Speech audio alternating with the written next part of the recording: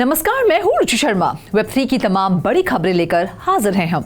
जैसे जैसे बिटकॉइन की कीमत बढ़ रही है, एनएफटी जैसे ऑर्डिनल्स वापसी कर रहे हैं। सोमवार को प्रमुख ऑर्डिनल्स मार्केट प्लेस में बिकी $19.7 मिलियन को पार कर गई। क्रिप्टो स्लैम के डेटा के अनुसार कल $14 मिलियन से अधिक की बिक्री हुई है। महीने की शुरुआत से ये संख्या बढ़ी है, जब डेली ट्रेडिंग वॉल्यूम $566 मिलियन के बीच थी, लेकिन इसे दिसंबर में $85 मिलियन के ट्रेड तक पहुंचने के लिए अभी भी एक लंबा रास्ता तय करना है। पिछले महीने प्रमुख cross chain NFT market place ने ट्रेडर्स के लिए एक नए पॉइंट प्रोग्राम की घोषणा की, जिसमें लॉयल यूजर्स को डायमंड्स गिफ्ट में दिए गए थे। ऑप्टिमाइनर के एक independent bitcoin miner Scott Norris बताते हैं कि ये एक फ्रूटफुल सिम्बियोटिक रिलेशनशिप हो सकता है। बढ़ते हैं अगली खबर की ओर। बेस L2 की टोटल वैल्यू लॉक्ड हाल ही में कार्डानो से आगे निकल गई है, जो पिछले हफ्ते में 7% की वृद्धि के बाद $429.19 मिलियन तक पहुंच गई है। इसके साथ साथ हीरोज ऑफ मेविया को बेस के साथ एकीकृत किया गया है, जो एनएफटी बेस गेम को बेस के इंफ्रास्ट्रक्चर के माध्यम से कम गैस फीस और बढ़ी हुई ट्रांजैक्शन एफिशिएंसी का आनंद लेने की अनुमति देगा।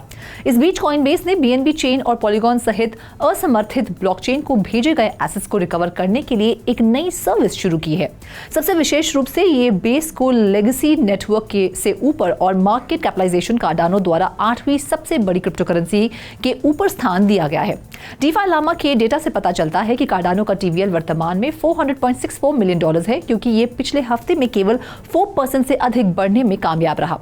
हालांकि बेस की वर्तमान टीवीएल अभी भी $500 मिलियन टीवीएल से काफी नीचे है, जो अपने मेननेट लॉन्च के केवल 6 हफ्ते बाद पहुंचा था। हालिया उछाल सुधार की शुरुआती संकेत हो सकते हैं।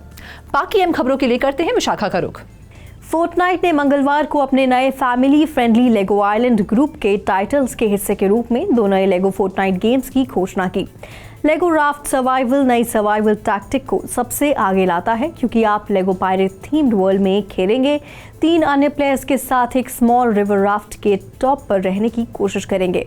आपको अपने दोस्तों का समर्थन करते हुए और नए राफ्ट का निर्माण करते हुए बैराकूडा शिप से कैनन फायर से बचना होगा। लेगो ऑबी फन एक और सर्वाइवल गेम है, लेकिन इसमें आप एक ऑब्स्टिकल कोर्स चलाएंगे, जिसमें कूदने के लिए प्लेटफॉर्म, चलती पहाड़ियां और गिरने से बचने के लिए अलग अलग सेट पीसेस की आवश्यकता होगी।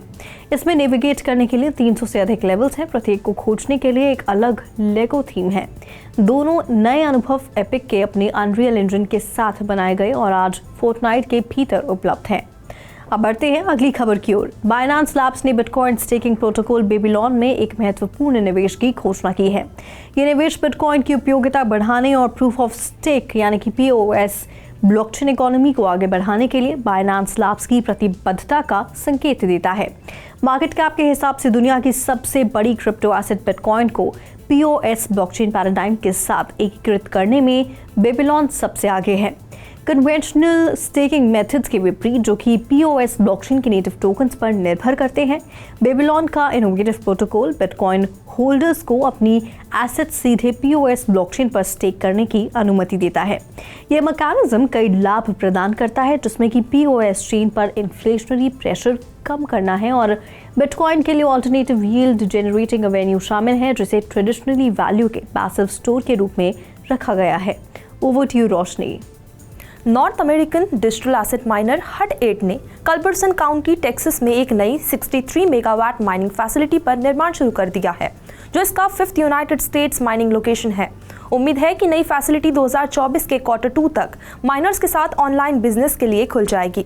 एक प्रेस रिलीज के अनुसार हट 8 को उम्मीद है कि वो टेक्सास और नेब्रास्का में अपनी अन्य साइट्स पर माइन की कॉस्ट से 30% लोअर रेट्स पर बिटकॉइन माइन करने में सक्षम होगा। कनाडा बेस्ड हट 8 और US बिटकॉइन कॉर्पोरेशन ने दिसंबर 2023 में मर्जर के माध्यम से नई कंपनी बनाई।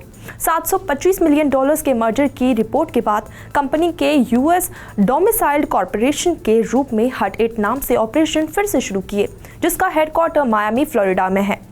विस्तार की दिशा में हट 8 के प्रयास कंपनी के एक उथल-पुथल भरे समय में आए हैं।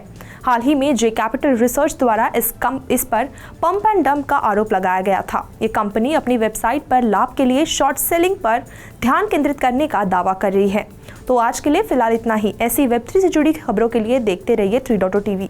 ऐसी और ज़्यादा अपडेट्स के लिए हमारी वेबसाइट www.3versetv.io पर लॉग ऑन करें या फिर स्कैन करें QR कोड। Thank you.